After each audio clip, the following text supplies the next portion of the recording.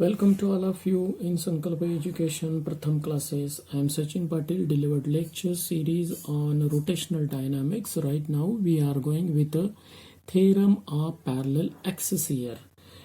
Why should you require the theorem of parallel axis? And next one is the theorem of perpendicular axis. Because of every time you does not get the body in symmetry, and there will be no axis of symmetry is taken there, and due to that you can calculate the moment of inertia of that body about the axis other than that symmetric axis in the body. You have to take the different shape of the body, and at that time you will get the you want to find the moment of inertia of that body about that any axis. For this purpose we will require the theorem of parallel axis. Why should you take the theorem of parallel axis is here? Because every time you does not get the axis of symmetry for that body, and at that time you can use the theorem of parallel axis or theorem of perpendicular axis, which can be taken in the next point in the this lecture. And right now we have to going with the theorem of parallel axis. What is the statement of that parallel axis? The moment of inertia about any axis, let us consider it as IO is here. That means moment of inertia about any axis which is other than axis of symmetry. At that time you can going with the theorem of parallel axis. How you can calculate the moment of inertia about the axis which is other than the axis of symmetry? First of all, moment of inertia about any axis, that means IO, is the sum of is it the sum of moment of inertia of object about axis parallel to given axis. That means the axis which is parallel to given axis, our axis is given, and which is passing through that any point other than which is any point in the body which is other than the axis of symmetry, and you want to find out the moment of inertia about axis passing through that point. O is here, and sum of moment of inertia about object about axis parallel to given axis. That means the axis parallel to given axis which is passing through the center of mass, therefore it is considered as IC is here. And product means multiplication mass of object. What is the mass of object? That means mass of object, and square of the distance between these axes, between these two axes. That means these two parallel axes having the distance between these two is nothing but a h. That means OC is the distance between these two axes. Right now we have to taking the consideration diagrammatical representation of that statement and how it is calculated. First of all, you have to take express in mathematical conditions as a IO is here. IO is equal to sum of moment of inertia about axis parallel to given axis and passing through center of mass. That means IC plus product of mass of object. Mass of object is taken as M, capital M, and square of the distance between axes, that means h square is here. And this is a mathematical representation of that statement of parallel axis is here. Right now we have to going with the proof of that moment of inertia of parallel axis theorem, and you have to taking the consideration of here proof of that parallel axis theorem. First of all, I have to take the M is the mass of object is here, and dm be the mass at small mass which is putted at the point D is here, and mass at point D. IO is a moment of inertia about axis passing through center O, passing through point O. O is the point, and a moment of inertia about that axis is IO. It is a moment of inertia about axis passing through any point in the body, and IC be the moment of inertia about axis parallel to that axis and passing through center of mass is here. And OC is the distance between these two axes, and it is denoted as H is here.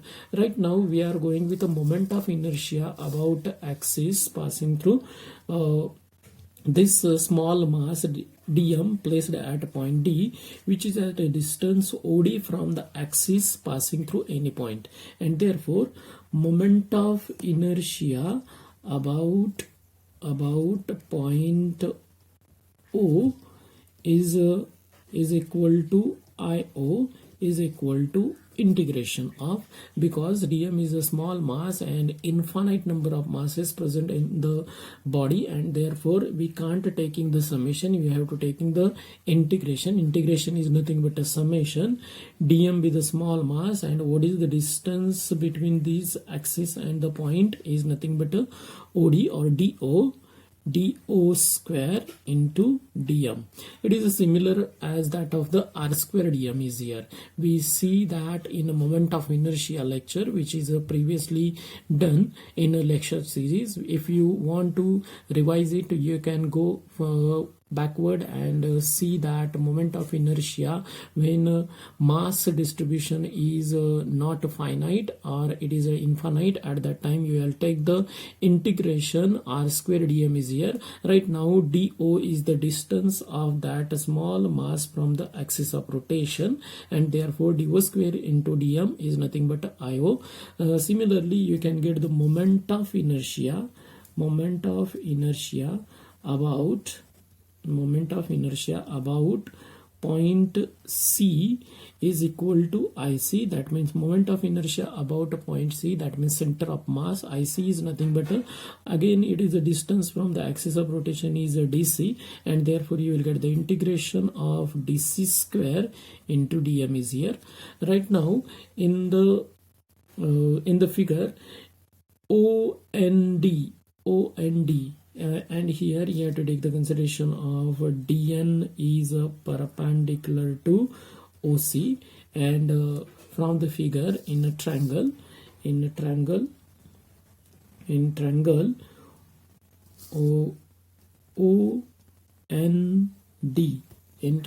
OND, you will take the, according to Pythagoras theorem, dO square is equal to dn square plus on square,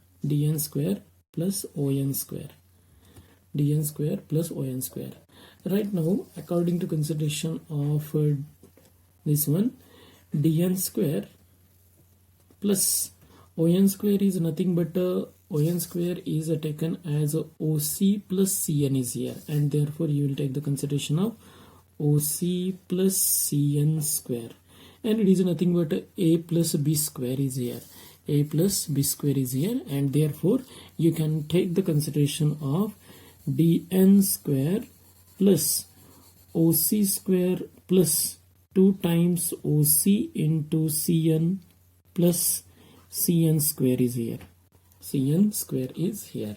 Right now we have to take the consideration of dn square plus Cn square, and taking this part is here, Cn square, and plus putting the bracket on that one, and you will get the consideration of OC square plus 2 times OC into Cn, and dn square plus Cn square, according to Pythagoras theorem, dn square plus Cn square is nothing but DC square, and therefore you have to put it here, DC square plus OC square plus 2 times OC into Cn, and it is nothing but dO square. This is your consideration related to, first of all, according to that figure. Right now we have to taking the integration on both sides with dm integration multiply. First of all, we have to consider here as a multiply both side by dm and take integration. What will you get is here integration dO square into dm, dO square into dm is equal to integration dc square into dm plus integration OC square into dm plus integration 2 times OC into Cn into dm is here. Cn into dm is here.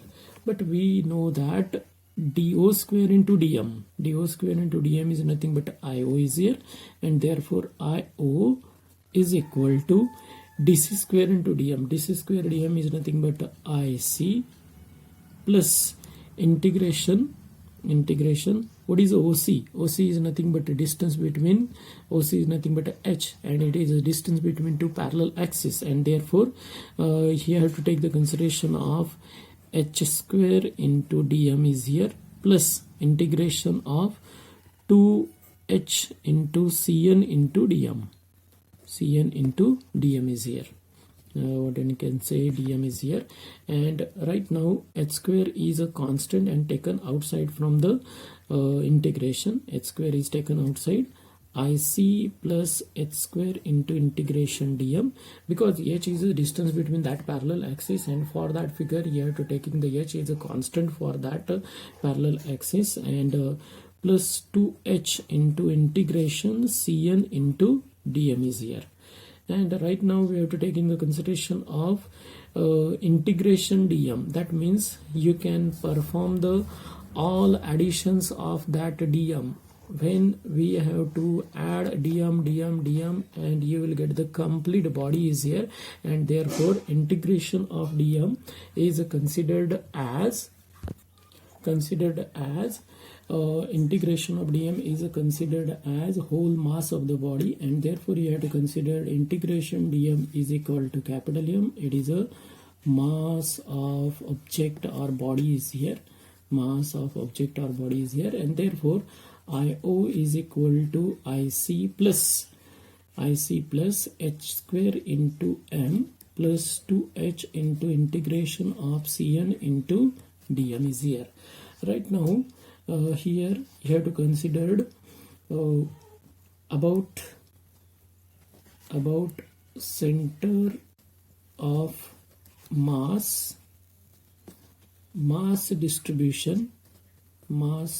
distribution is uniform, and therefore according to definition of center of mass, according to definition of center of mass, integration Cn into dm is equal to 0 is here. Because of the distribution of mass is uniform about the center of mass, and center of mass is nothing but a whole mass of the body can be supposed to be concentrated there, and therefore the distribution of mass about that point is 0. That means Cn becomes 0 at center of mass, and therefore Cn is equal to 0 is taken here. Then you will get the integration Cn into dm is equal to 0, and therefore this term becomes 0 is here, and therefore you will get the IO is equal to IC plus M into h square, and this is the proof. This is proof of parallel axis theorem. Parallel axis theorem is here, and this theorem once again defined here as a consideration of moment of inertia about any axis. What you can say here, moment of inertia of axis passing through center of mass and parallel to that axis is known to you. That means moment of inertia IC is known to you. At that time you can perform the moment of inertia about axis which is parallel to that axis passing through center of mass, and it is done by using this moment of inertia IO is equal to IC plus mh square is here. And right now we are going with the next theorem is nothing but a theorem of parallel axis. Theorem of parallel axis is stated as The moment of inertia of a laminar object. What does it mean? First of all, laminar object is nothing but a leaf-like structure. That means laminar is nothing but a leaf-like structure. Leaf-like structure, that means it is a two-dimensional object. It is a two-dimensional object. Two-dimensional object means the width of that body is very thin and negligible is here. That means, once again I am repeating that laminar body or laminar object means it is a leaf-like object.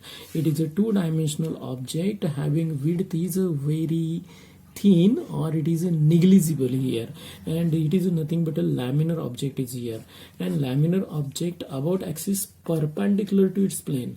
That means when we have to taking the consideration of the page is nothing but a laminar one, because the width of that page is very thin and it is negligible, and therefore it is a laminar one. And at that time when axis is perpendicular to that laminar object,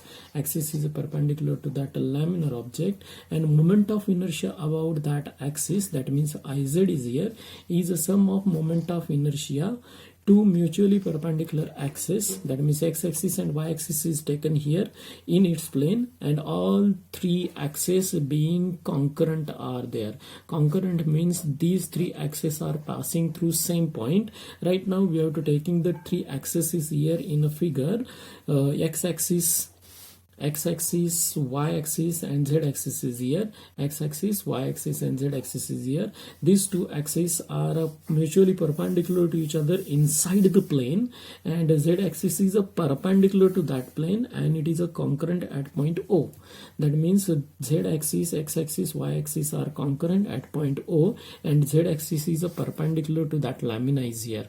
And here to taking the consideration of at point P, dm be the small mass, at point P, dm be the small mass at point P is taken here, and you will take the consideration of Ix, Iy, Iz are the moment of inertia about x-axis, y-axis and z-axis. You have to taking the Pm is equal to y, that means Pm is equal to y is here, and Pn is equal to x is here, and therefore OP is nothing but according to Pythagoras theorem. By using that one, OM is nothing but a x and MP is nothing but a y, and it is a hypotenuse related to that right angle triangle OMP. And by using the Pythagoras theorem, you will get the OP is equal to square root of x square plus y square, or it is also written as y square plus x square is here. Right now we are going with a moment of inertia of that small dm mass about axis, x-axis, y-axis and z-axis. Here moment of inertia of dm about x-axis is equal to Ix is equal to integration of, once again you have to getting the dm be the small mass and a lot of number of mass dm here, and therefore it is an infinite one, and therefore you have to taking the integration, not taking the summation is here. And x-axis, first of all we have to going with the x-axis, and therefore the distance from the axis of rotation, this is your axis of rotation, and distance of dm from the axis of rotation is nothing but a pm is here, and therefore pm square into dm. It is nothing but integration of Pm is nothing but what? Pm is nothing but y, and therefore y square into dm is here. Similarly, you can get the moment of inertia of dm about y-axis is equal to Iy is equal to integration of Pn square into dm. It is nothing but a x square into dm, because Pn is nothing but what? Pn is nothing but a x is here, and therefore Pn square is equal to this one. Right now we have to calculate the moment of inertia of object or laminar object about the axis which is perpendicular to that plane lamina, and that means moment of inertia about axis z, and z you can get the consideration of moment dm with the mass which is at a distance OP from the axis passing through the Z, and therefore you will get the consideration of moment of inertia of dm about Z axis is equal to Iz is equal to integration OP square into dm, and it is nothing but you have to calculate the consideration of this one. Right now from figure in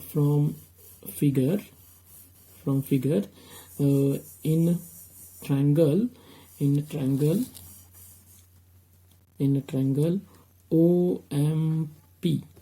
OMP, you have to get the consideration of OMP. This triangle is here OMP. By using a Pythagoras theorem, OP square is equal to OM square plus MP square OM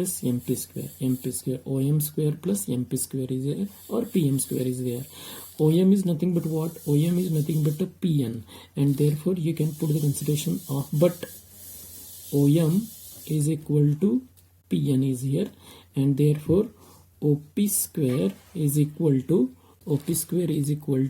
you will get the PN square plus MP or PM square is here. MP or PM square is here.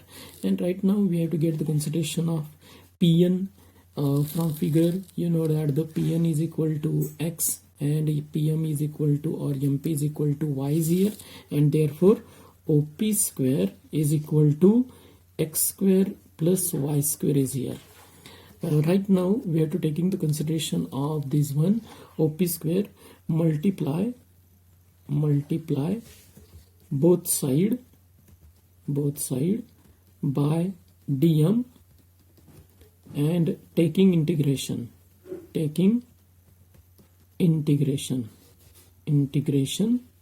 get. What did we get? First of all, you have to get the consideration of that one is nothing but here integration OP square into dm is equal to integration x square plus y square into dm is here. X square plus y square is equal to dm is here.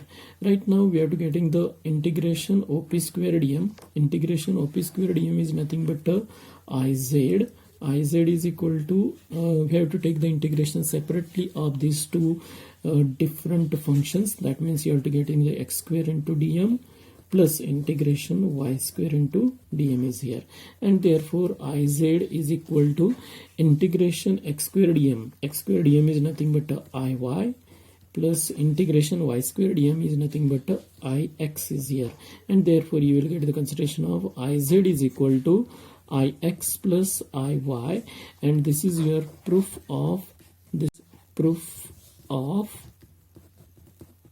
perpendicular